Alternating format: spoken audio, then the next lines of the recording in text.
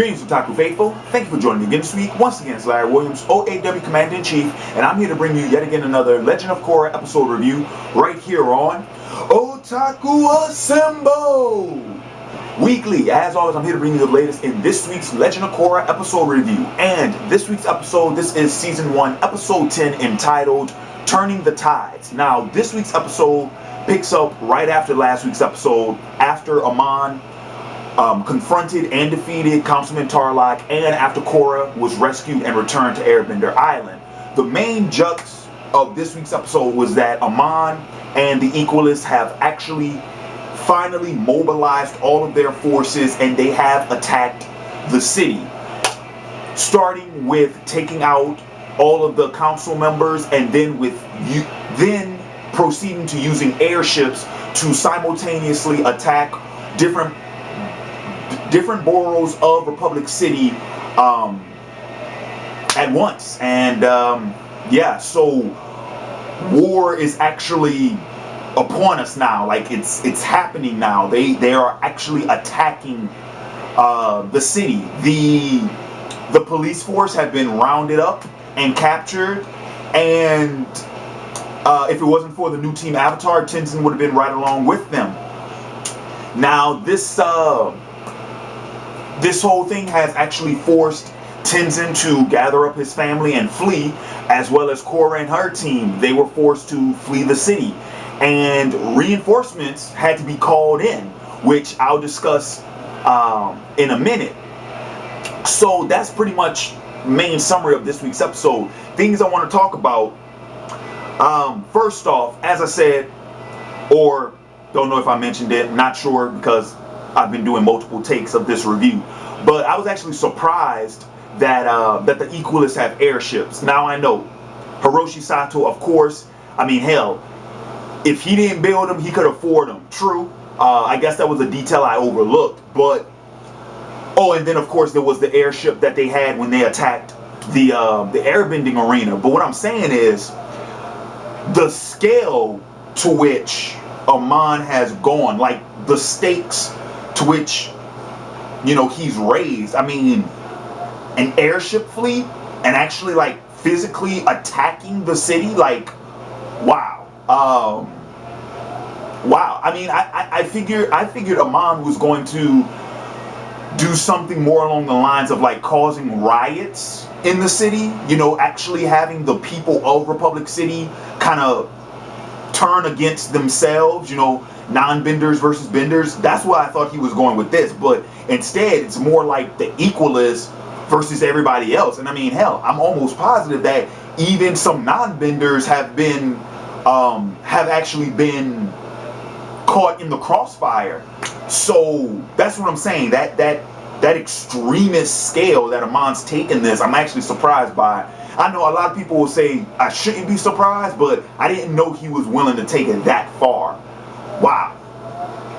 Because like I said, he's not attacking benders anymore. He's actually attacking civilians too. So, wow. What else did I want to discuss? Oh, what? Well, let me try to do this chronologically.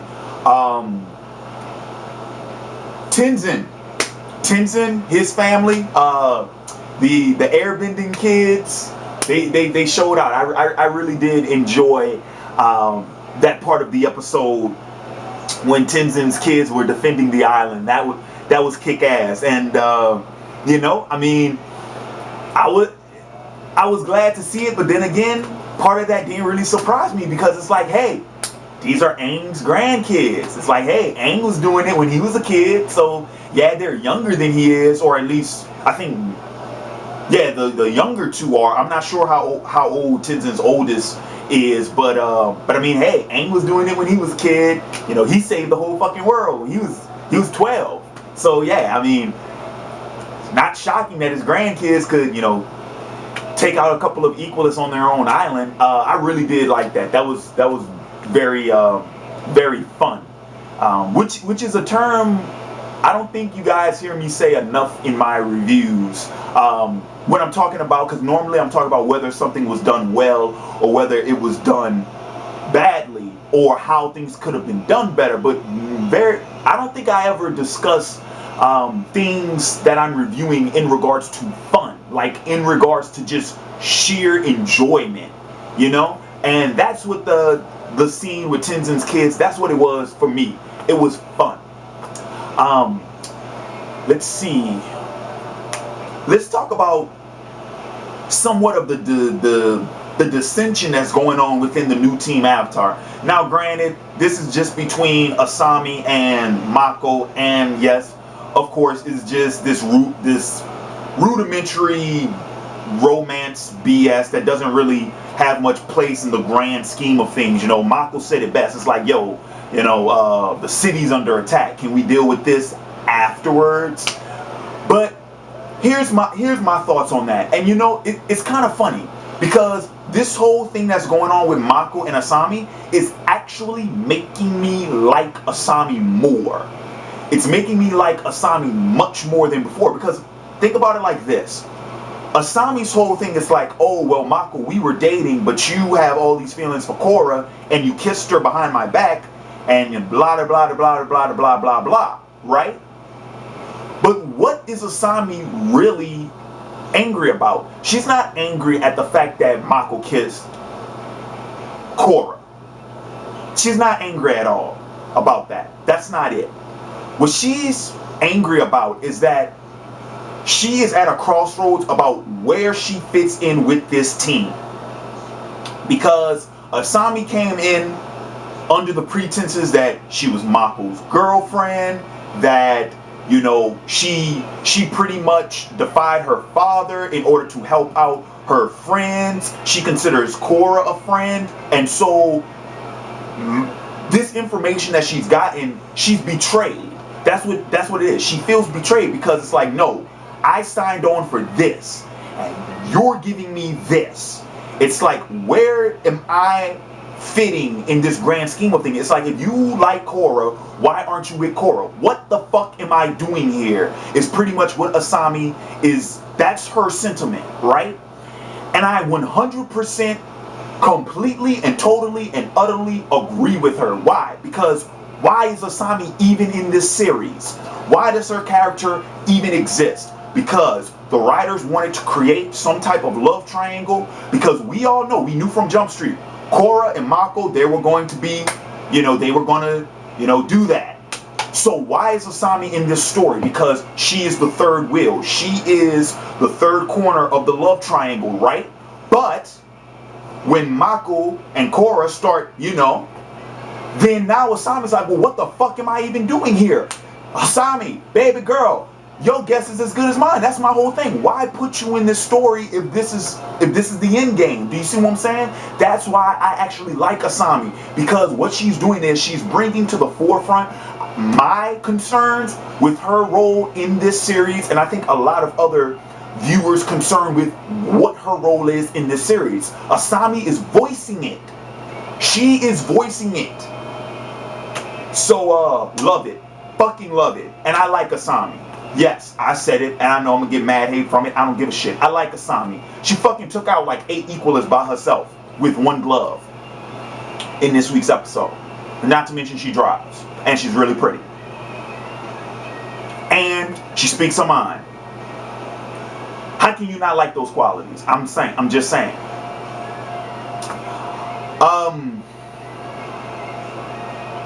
Now what else did I want to? Oh, Lynn.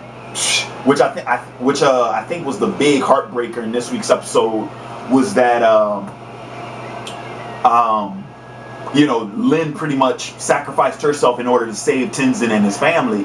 But I mean, I don't know, like, I can't really say that I'm disappointed about, you know, about the situation, because my whole thing is this. I mean, Lynn pretty much, like I said, she sacrificed herself to save Tinson and his family. I mean, if you're gonna go out, that's a pretty damn way to go out. She went out with her boots on her too, man.